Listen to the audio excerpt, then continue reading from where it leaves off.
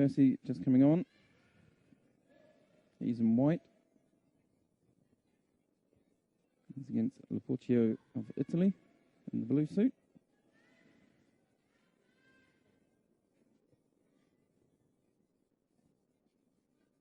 It's a strong right hand, isn't it?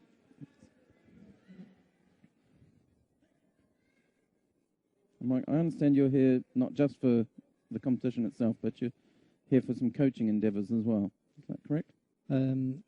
Yeah, we've got a British Judo Coaching Commission meeting tomorrow, so just trying to move forward with some initiatives there, trying to raise the standard of coaching in Great Britain. Oh, okay.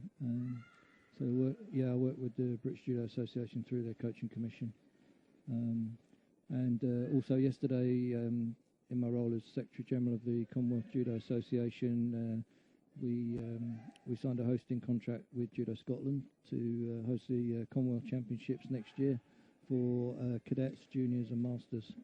Right. Okay, and that's separate to the Commonwealth Games or the main event. Absolutely. Okay. Yeah. So the Commonwealth Games is a senior event. That'll be in Glasgow, and world level event.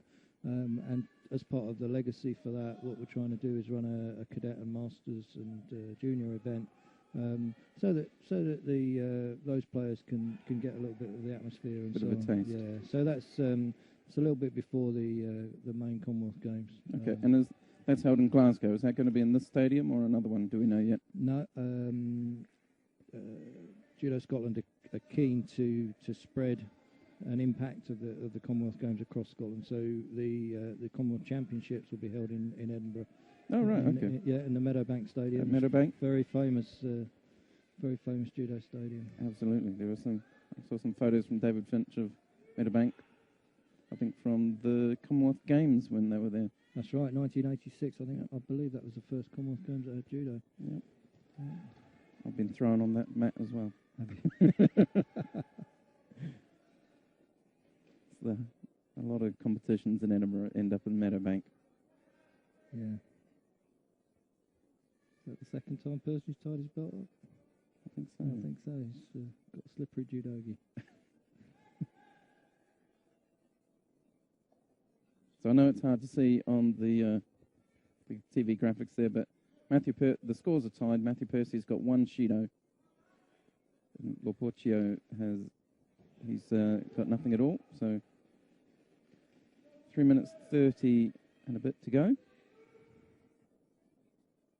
Big grip around the side of the head. Yeah, PURSSEY's struggling to deal with that high grip on right-sided high stance, isn't he? Yeah. His only solution at the moment is to sort of stiff arm it and slip out of his jacket. You just see it there at the top of the picture, that big right hand. Yeah. Right, come down over the shoulder and past the ear.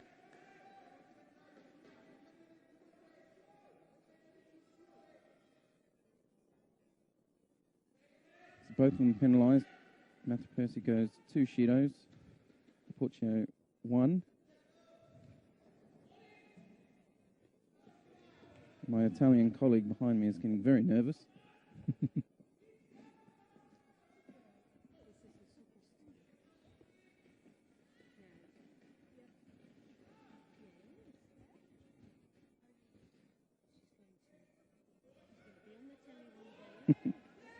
So in terms of the coaching as a conference or the congress that you've got to attend, so that's British Judo led. That's what myself as a coach in British Judo. There's going to be some output for that to help us in the clubs with technical direction or.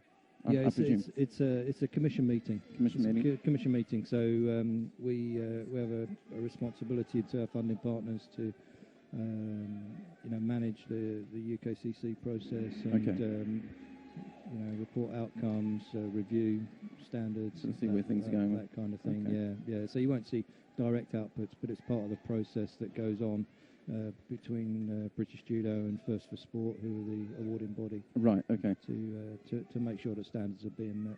Oh, good. That's a bit better from PURSSEY. He's gripping first now. He's managed to get the sleeve. Nice but those kind of attacks, it should be scoring. It's like you say, the difference there when he's got a good grip. Yeah. Well, he managed to keep the hand off his high collar. Yeah. Gripped it first.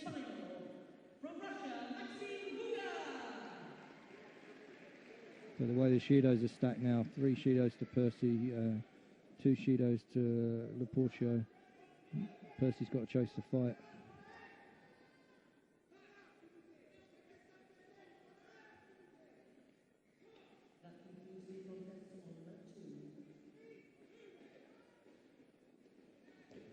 And you can see he's been training with Ewan Burton.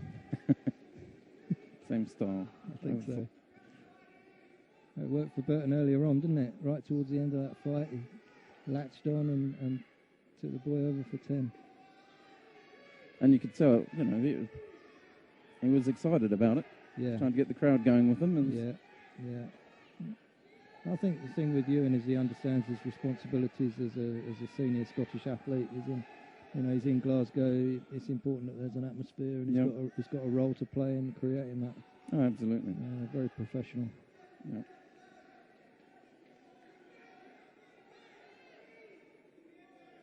And we have to thank, the organisers here. This is a beautifully presented stadium. Absolutely. The field of play is lovely, and the camera work you're getting, you probably can't actually see quite how large and well presented this hall is. It's almost brand new, apparently less than a year old. Yeah.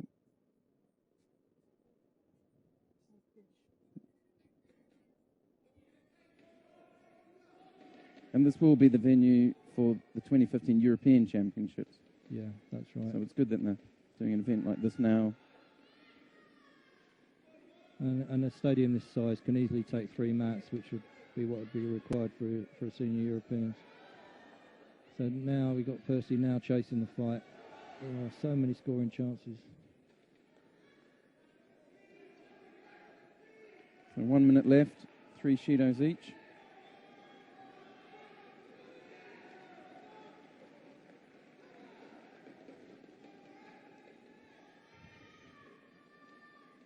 And along with the British coaching, you're working with European Judo Union with their coaching delivery as well. How's that going? Absolutely. That's, it's fantastic.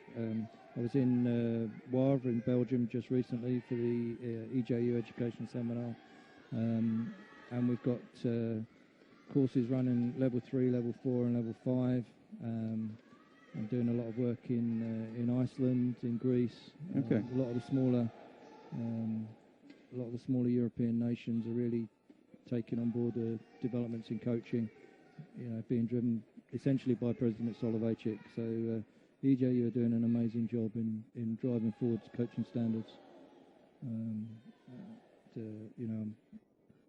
just delighted to be able